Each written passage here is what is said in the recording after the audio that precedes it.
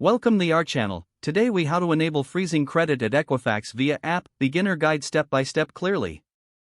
Open the Equifax app on your mobile device.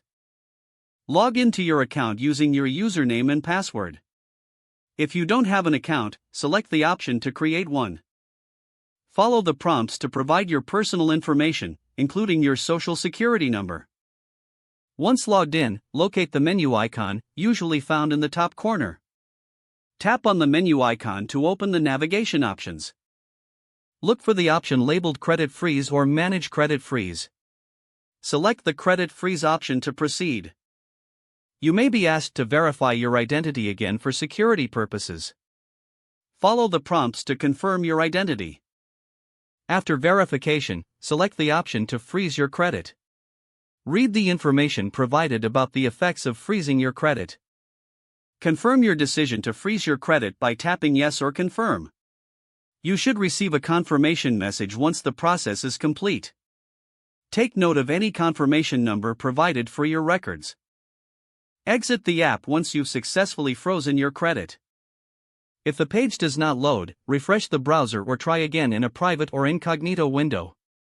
Make sure you are using the correct email address, then retype it carefully to avoid small typos.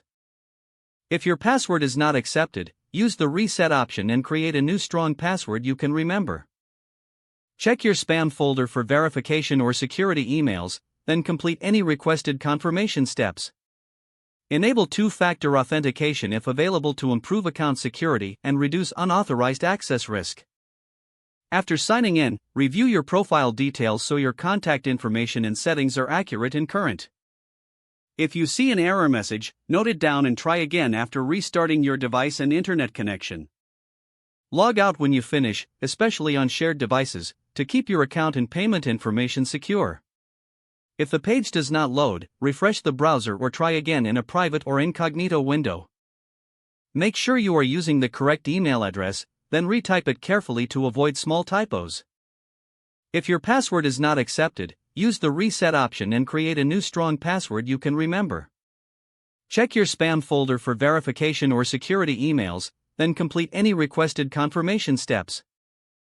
Enable two-factor authentication if available to improve account security and reduce unauthorized access risk. After signing in, review your profile details so your contact information and settings are accurate and current. If you see an error message, note it down and try again after restarting your device and internet connection. Don't forget to like this video and subscribe to our channel for more step-by-step tech guides.